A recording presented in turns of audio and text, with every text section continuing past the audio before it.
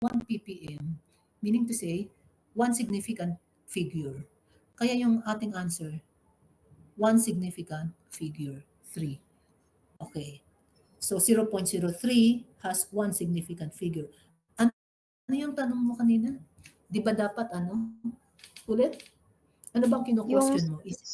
yung sa 65.41 po, pag dinivide po siya sa 2, yung sagot po is 32.705, hindi po 30. 32. Hindi 30. O sige, tingnan natin, ulitin natin na. Sige, baka 65.41. 41. Okay, divided by 2. Divided by 2. Okay.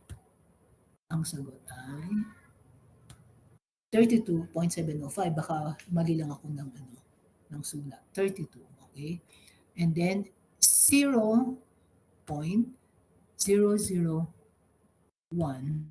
divided by the answer kanina. Okay, equals. Ayun, yun pa rin. 0.00305. Di ba? So, this is 32 lang. 32. Okay, 32. Ay, oops. 32.705. Yun pa rin ang makukuha natin. No? Tapos, gram per EQ ito, di ba? Gram per EQ. So, times 1,000 para, dagdagan pa natin para maging, okay? Dito is weight, no, in grams, divided by equivalent weight, and then all over the volume of solution, 1 liter. Okay? So, cancel ang gram, the equivalence per liter. Kaya ang hinahanap, milli-equivalence. So, times 1,000, kasi yung 1,000 na yun is the conversion factor between MEQ and EQ. Kaya ang makukuha mo is 0.03 MEQ per liter. Okay? May ganito pa, MEQ, gumagamit pa ng MEQ sa concentration ng mga trace metals. Okay? Hello? Question? I think ito ay problem din to do sa dun sa nasa module. Sinagot lang natin. Now, class, tingnan niyo ng mga units na ginagamit natin. Okay, sa blood chem. Okay? So, microgram to deciliter, micromole per liter. Milligram deciliter, millimole per liter. Milligram per deciliter, millimole per liter. MEQ per liter. So may conversion to millimole per liter for potassium. Okay? Ito for sodium, MEQ per liter to millimole per liter. Okay? So syempre, kaya dapat ma-familiarize kayo dito para hindi naman kayo, di ba? Dapat kahit pa paano na nauunawaan niyo kung ano yung ibig sabihin ng mga ganito. Okay? Class, hello? Hello? Okay. So, we're done with this, no? Kaya lang, inuna ko lang talaga yung mga ppm, ppb, okay? Or MEQ per liter kasi mas, mas gamitin sa inyo. Pero, we'll go back to number 6. Okay. Ito na yung last. Okay? This is the last slide. And then we're done with module 2. Okay? So, it says here, concentrated hydrochloric acid has a specific gravity of 1.18 and is 37% weight over weight. Class, itong information na to, ito yung makikita mo dun sa original bottle ng hydrochloric acid. Okay? So, syempre, kung ikaw ay nagtatrabaho na, meron kayo talagang mga original bottles, no? Ng mga ng mga solution. So ito yung usually makikita 1.18 specific gravity at saka yung hindi walang molarity, walang normality. Okay? Then with this information, we can now compute for the molarity. How do we do that? Okay, tignan muna natin. Okay. Ano bang ibig sabihin ng specific gravity? Specific gravity means it is the ratio of the density substance with the density of water. Okay? So, specific gravity of 1.18. Okay? So, kung specific gravity is 1.18 ito,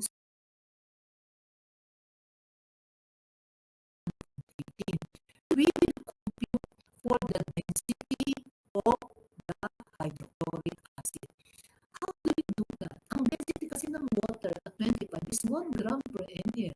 So, therefore, 1.18 times the density na 1 gram per ml, ang makukuha mo rin is 1.18. Kaya lang may unit na 1.18 gram per ml. So, therefore, ang density ng concentrated HCl is 1.18 gram per ml. Kailangan lang natin ng unit. Okay, kailangan natin ng unit. So ano bang ibig sabihin na ang density, what is the meaning of that the concentrated acid has a density of 1.18 gram per ml? Okay, we know that density is equal to the mass of the substance divided by the volume of the substance. So therefore, the mass, what is now the mass of the concentrated acid? What is the mass? Okay, mass of concentrated HCl is equal to, from the formula, density times volume. Eh, ang density is 1.18 gram per ml. Eh, ang volume is, we can use 1 ml or 1 liter, pero let's use 1 ml. Okay, using 1 ml, 1 ml, 1.18 gram per ml times 1 ml, cancel yung ml. So you get 1.18 grams. This is the mass of the concentrated HCl. Okay? Okay, class? Yan ang mass ni concentrated HCl. Now, our concentrated HCl is a solution, right? Merong solute yan. Merong, ano, no? Ano yung solute niya? Solute niya is, of course, HCl also. So, mass of solute, how do we get the mass of solute? Diyan ngayon papasok yung uh, percent by mass. Okay? Percent by mass, anong sabi natin sa percent by mass? Okay. Sorry. Percent by mass. Mass percent. Okay. Is mass of solute over mass of solution times 100%. Di ba? Yan yun. Okay. So, ito yan. Sabi 37%. Okay, so yung 37, divide natin. 37 ito, divide mo ng 100, di 0.37, ayun, 0.37 times the mass of the solution. Mass of the solution. Ito, times 1.18, this is the mass of concentrated hydrochloric acid, yung ating solution. 1.18. So you'll get 0.4366 grams. This is the grams of what? The grams of HCl. Okay? Diba sabi natin, ang solution, we name the solution by the name of its solute. So therefore, 0.4366 gram of HCl divided by the molar mass of HCl, which is 36.458 gram per mole, cancel lang gram, may iwan ka ng mole sa taas. And then divided by anong volume? 1 liter. 1 ml. 1 ml is 0.001 liter. Okay? So, ano makukuha mo dyan? You'll get 11.98. O, pakita natin sa calculator. Okay? O, 0.4366. Ano yung 0.4366? This is the mass of solute. HCl solute.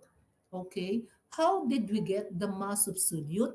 Yung percent natin kanina, 37%. Ano na yung percent, ginawa, dinibad mo ng 100, 0.37. Minultiply mo sa mass ng ating solution. Ano ba yung ating solution? Concentrated hydrochloric acid. Okay, so you'll get 0.4366. Then, may grams ka na ng HCl, divide mo ng molar mass ng HCl, divided by 36 point, point, point, sorry, class.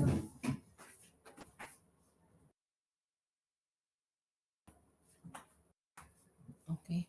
Divided by, naku, na ano yung salamin ko? 36.458. 36.458. Okay, equals, yan. And then divided by 11.98, di ba? Divided by, di ba? 0.001. Oh, okay, sandali lang. Dito yata. 0.01. Anong sagot?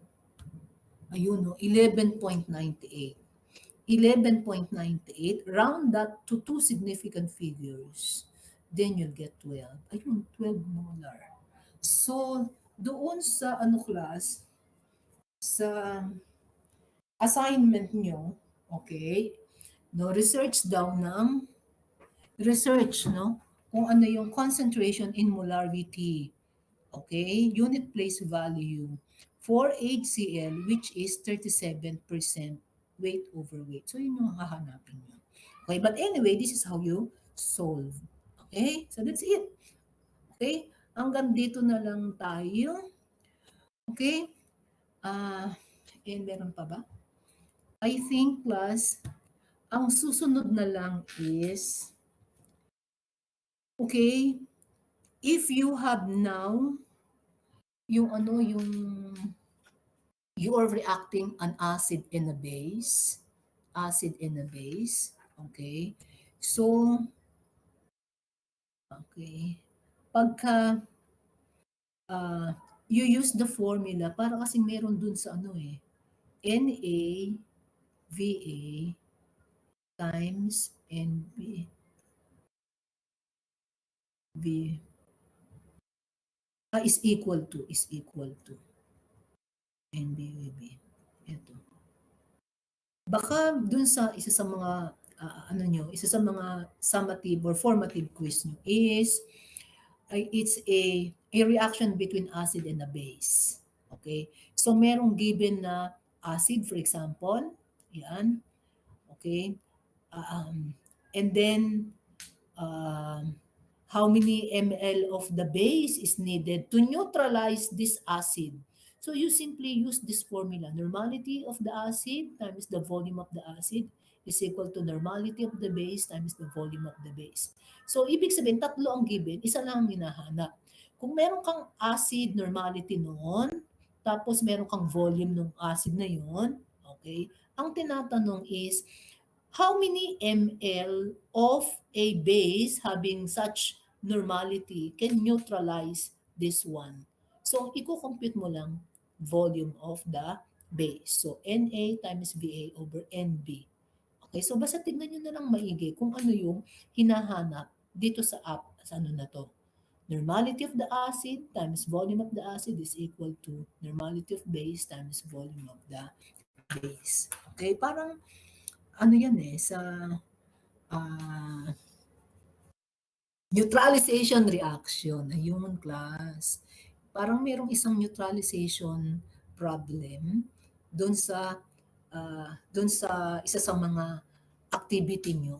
So for that, ang gagamitin nyo lang is NaVa is equal to NB. Okay?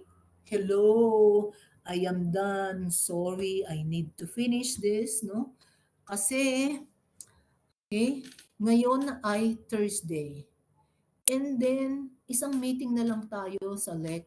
Meron pa tayong Module 3, which is the coverage of our midterm exam. Ang midterm exam natin sa LEC is a Thursday na. Okay? So, Sa Thursday na, which means to say, sa Tuesday na magmi-meet tayo. Module 3 naman ang pag-uusapan natin. Okay? Hello? Are you still there? Hello?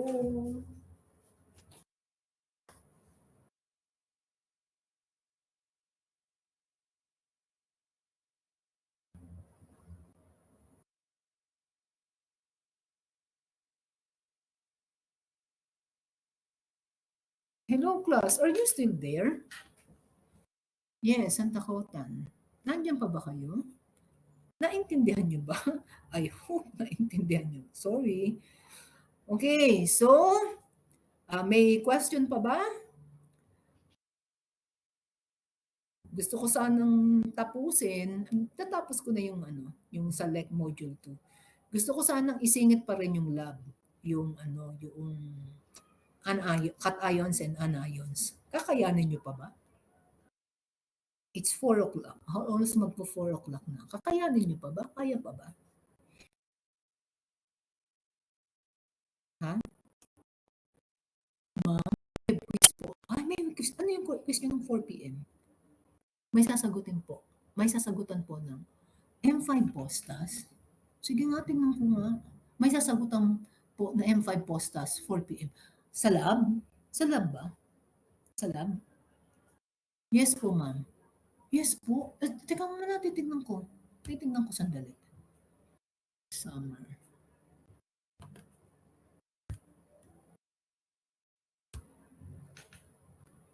Modules.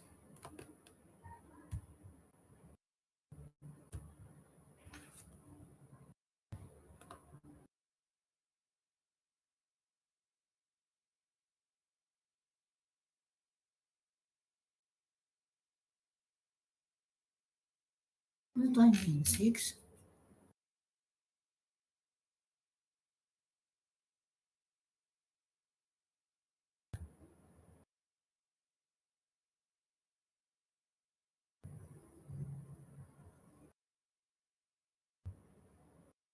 Okay, wag yun ang sagutan ngayon. Then until 6 p.m. lang po yung iba today. Okay? Sige. Until 6 p.m.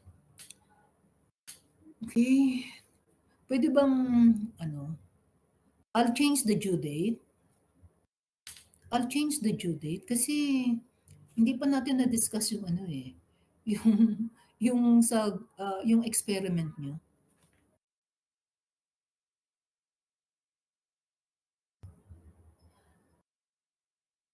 Until 6 p.m. lang po yung iba today.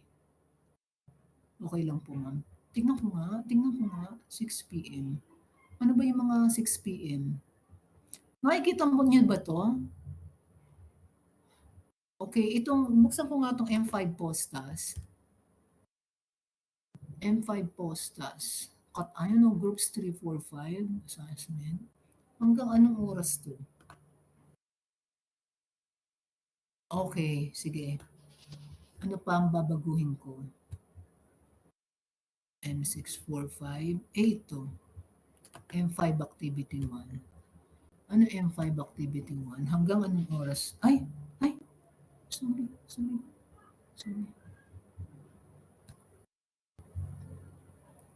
M5 activity 1. Ay, hanggang 5 p.m.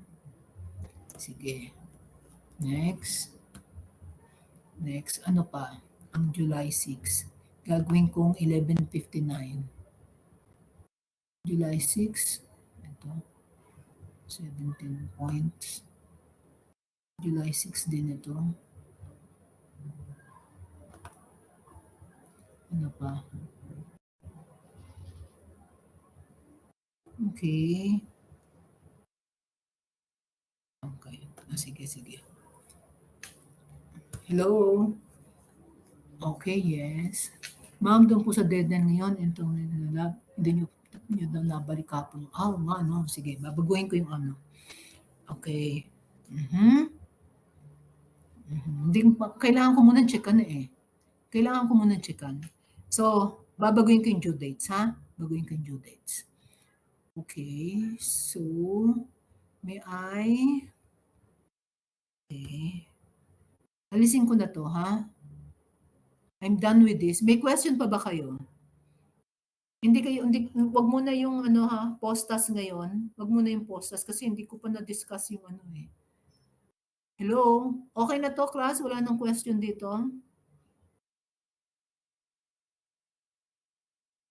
Yes po, wala na po.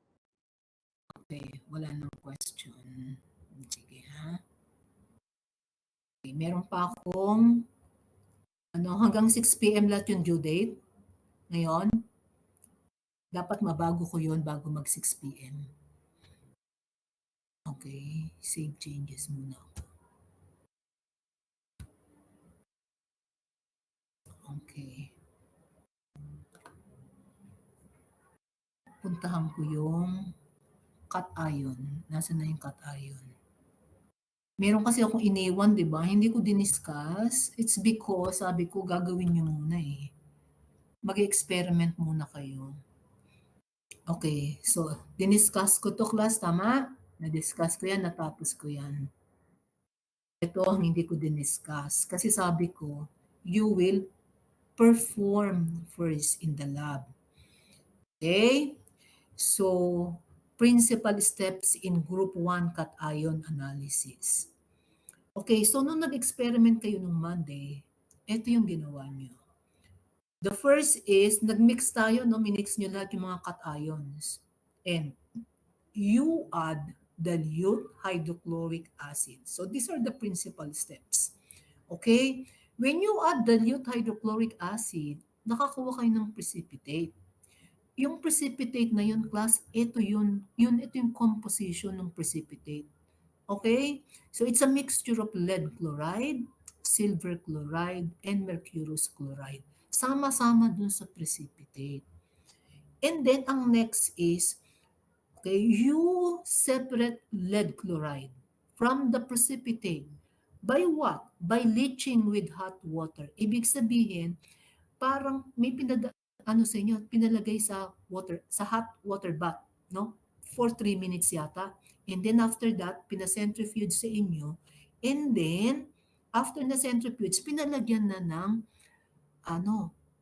ng ah, potassium chromate. Yan, yung potassium chromate. Okay? And so, doon yung nakita the yellow precipitate which is lead chromate. So here, sorry, na-identify nyo rin si lead ions. So, yung composition noong nung yellow precipitate is lead chromate. Okay?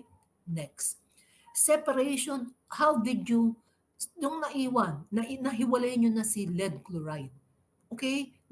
Yung naiwan na precipitate is silver chloride and mercurous chloride. How do you separate one from the other? By using ammonia, ammonium hydroxide, concentrated ammonium hydroxide. Okay? This will separate now the silver chloride from mercurous chloride. Okay, so yun yung tatlong principal steps. So, separation and conformation of lead, leaching with hot water, lead chloride.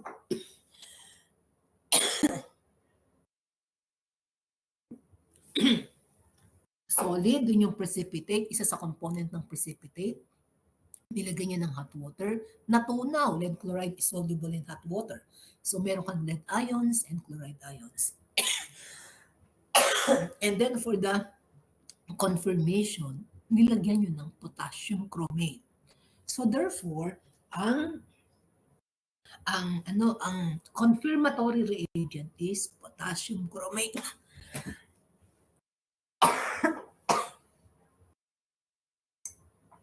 So, potassium chromate, no, the chromate ions there react with lead, forming lead chromate. Ito yung yellow precipitate class.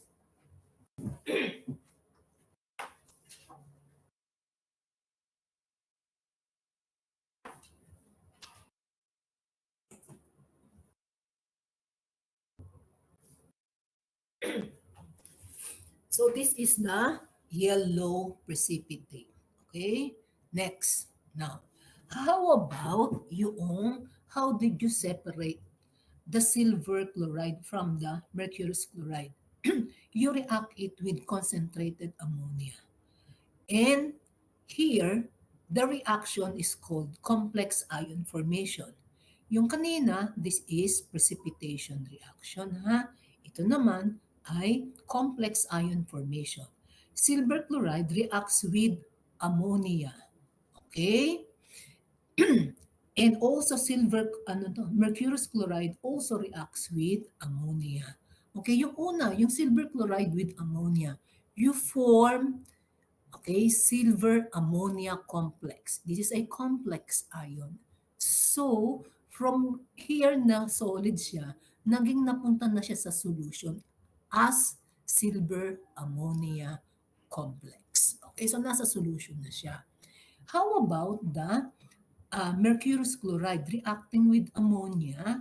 Okay, this, anong klase namang reaction? It's a redox reaction. Okay? Internal redox reaction or simply redox reaction wherein the mercurous um, ion here is converted to mercury. Zero. Okay?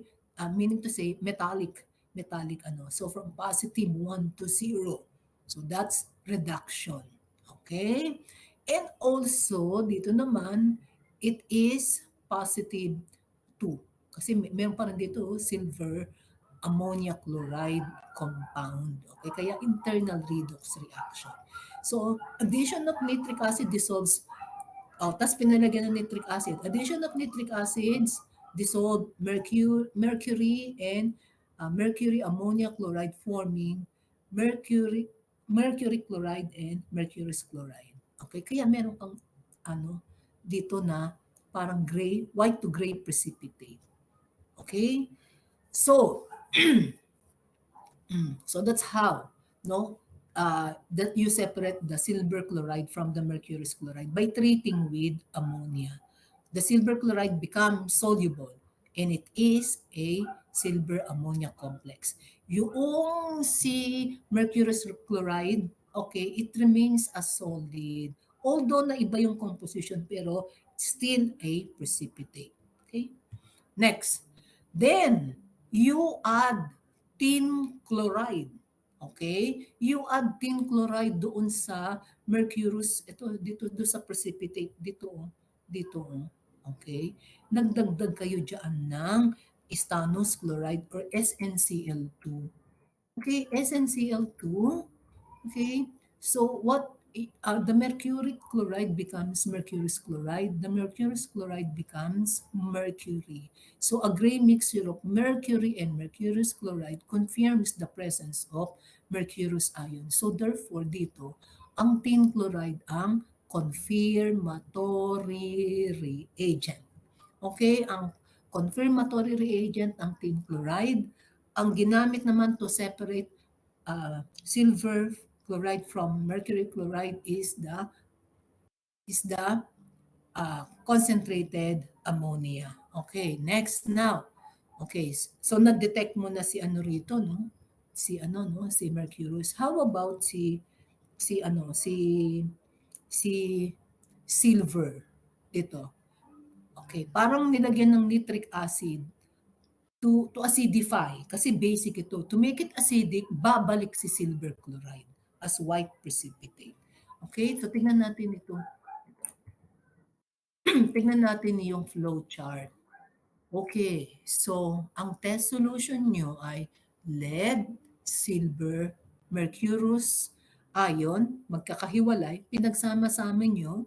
So you have batch 1, that's the known test solution. Yung batch 2 unknown, ako ang nagbigay sa inyo nito. And then to precipitate this, to convert into insoluble chloride, nilagyan ng dilute HCl. So ang precipitate mo, meron kang lead chloride, silver chloride, and mercurous chloride. Okay? So kinuha yung precipitate na yun. Yung precipitate, you add water and then you heat. And while hot, you centrifuge. Kasi tinunaw nung mainit na yung lead chloride Okay, so in the centrifugate, meron kang lead ions. Okay, and if you add now potassium chromate, makakakawa ka ng yellow precipitate, which you were able to do. So therefore, yung precipitate mo dito is lead chromate. Okay? Next, how about yung residue dito? Ang residue contains silver chloride and magnesium and mercurous chloride. You put nitric acid, ay hindi, ammonia. Concentrated class ha, hindi 3M, concentrated ammonia. Sa concentrated ammonia, okay, what happens is the silver chloride reacts with this forming silver amino complex which is in solution. Nasa centrifugate. Okay? Tapos, yung mercurous chloride naman nag-react din kay ammonia, and in the reaction, okay, the mercurous chloride is converted to mercury and mercury ammonia chloride compound. Okay? Now, balikan natin si centrifugate, si silver amino. You just acidify it with nitric acid. Kasi basic ito eh. Ammonia is basic. Okay? So, nung inacidify mo, binalik mo yung pagiging ano niya, saka lumabas si white precipitate. So, therefore, ammonia and nitric acid, yan yung sa confirmatory reagent ng silver. Okay? Ng silver chloride. Okay? How about yung remaining, yung mercurous chloride? Okay? Mercurous chloride, okay, you add stannous chloride ito, no? Concentrated nitric and stannous chloride. Okay? So this now, ano, okay.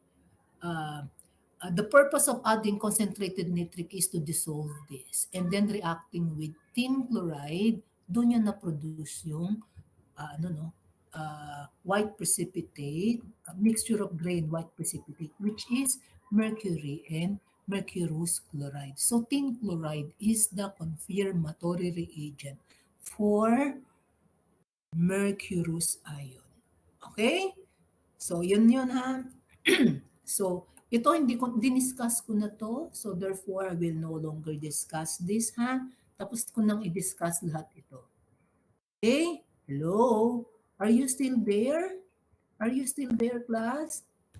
So, babaguhin ko yung due date ng activity ngayon kasi ang dami niyo ng ano, 'di ba? Sige, babaguhin ko. Wag niyo munang sagutan yung postas.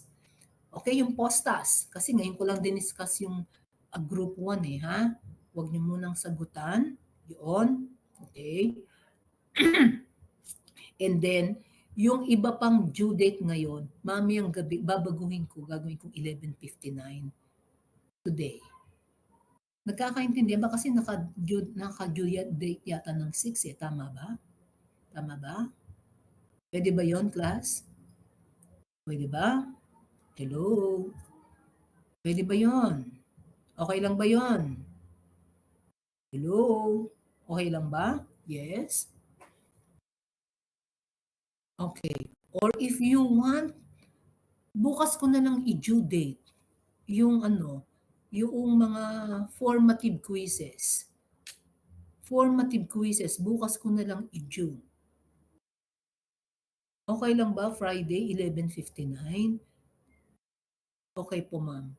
Pero yung ano, yung tawag dito, yung postas, okay, medyo i-ano pa natin ha? Pag-usapan natin later. Yes po, bukas na lang, ma'am. Okay, sige, bukas na lang yung mga formative, 11:59. Pero yung summative, medyo ihahang ko muna, ha? Okay.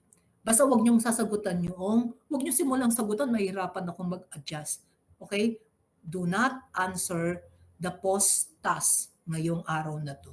Okay? And then, okay, okay, sandali lang. Class, pwede ko bang idiretso na sa anions ngayon? Para wala na tayong iintindihin pa sa laboratory ng midterm. Pwede ba? Pwede bang i-discuss ko yung, ah, ano? Hello? Pwede ko bang i-discuss yung anion?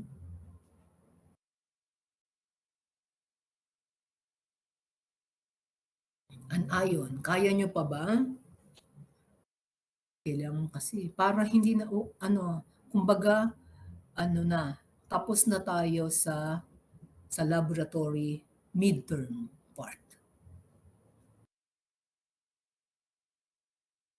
Hello?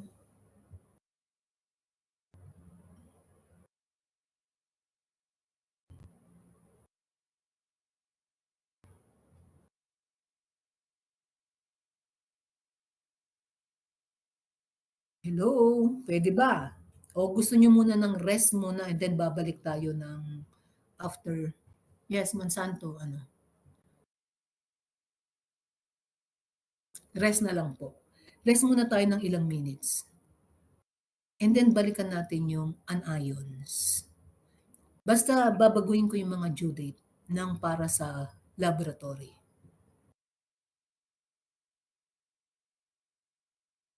Okay? So rest tayo ha. Rest tayo ng 15 minutes. Mga 15 minutes lang. So it's 4:04. 4:20. Balik tayo ng 4:20. Pwede?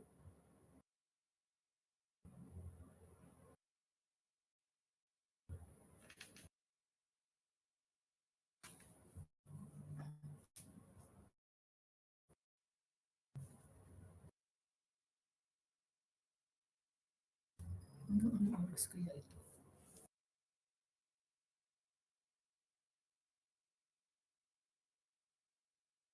Hello? Are you still there? May kausap pa ba ako? Wala nang sumagot?